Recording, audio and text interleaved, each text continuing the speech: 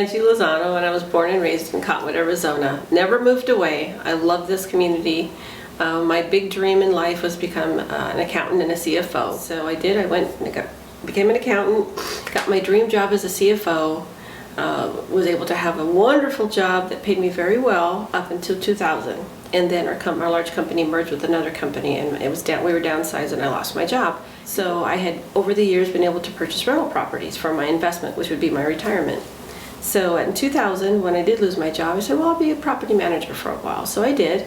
And for the first year, that worked out really well, but I found out that a lot of my tenants weren't able to pay the rent. They could pay the utilities, but not the rent. So I decided, okay, I'll do a package deal.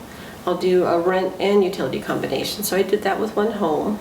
And that went okay for a while, and then my tenants, my residents, were starting not to be able to pay the combination package, and then I realized that some of them were dealing with drugs and alcohol addictions. So because I had numerous homes, I decided to open up another home that dealt with drug and alcohol addictions. And then slowly over the years, it has evolved to 12 different locations that we have. 4 years ago, I opened up a homeless shelter.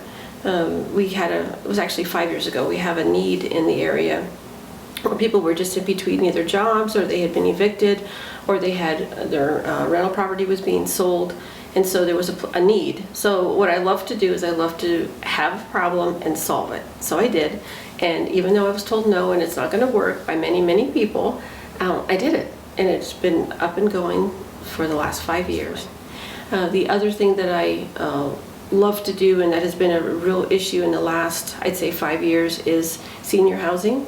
We are all living a lot longer, and our seniors are on fixed incomes, and even though they do want to go and find part-time work, that seems to be a little bit of an area where they're still having a hard time making ends meet. So what I do is I created a home where people can live communally.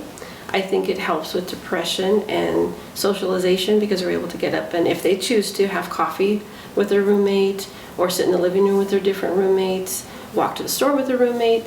So it makes it a very nice and affordable way for them to live. So I've been fortunate enough to have been raised by a mom that was very loving and caring, and she always told me, you know, individuals that you meet out there, there's somebody's mom, there's somebody's father, there's somebody's niece, there's somebody's son, there's somebody's daughter.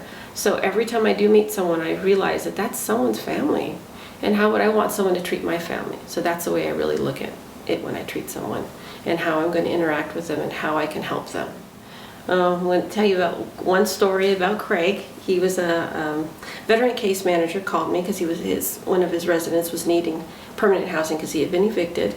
The case manager explained to me he had 2 pets. One was a 60-pound dog and one was a cat. And I said, that's fine, because I told him we take multiple pets. And he said, okay, no problem. So Craig was able to stay with the homeless shelter for 2 weeks and then transition into one of my permanent housing. But because Craig doesn't have any family, his pets are his family. And without them, I don't think Craig would have done as well as he's done. He rides a bike, he's close to town, he engages with the community. So I feel very grateful to have been part of that with Craig. Another one that I'm excited to talk about is Jackie. A lot of times I think locally when it comes to the different individuals that I'm able to help. But I got a call one day from a gal that was wanting to find some sober living for her and her dog.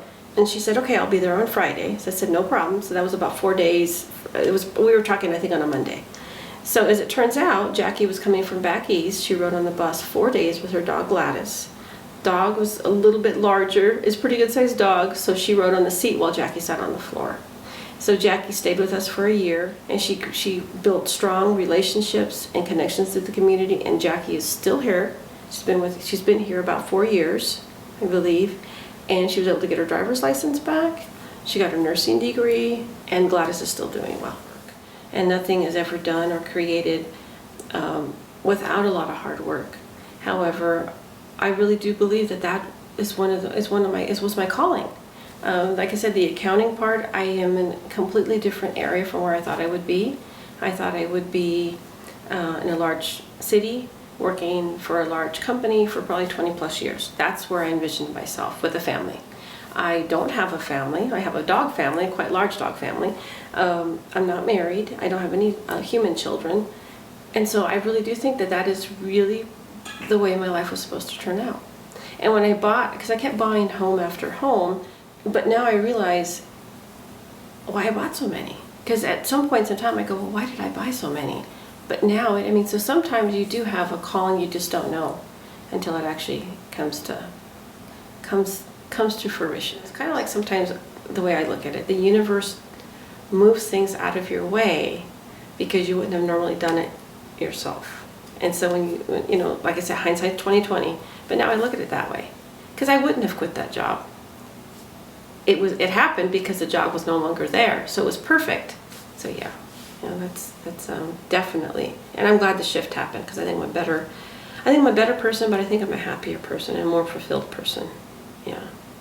And I don't really feel like, you know, like when some people say, well, God, you know, what should I have done with my life? I feel pretty good. I feel good about what I've done. So that's that one positive thing, is you feel good about what you've done. It's amazing how what I thought would make me happy didn't.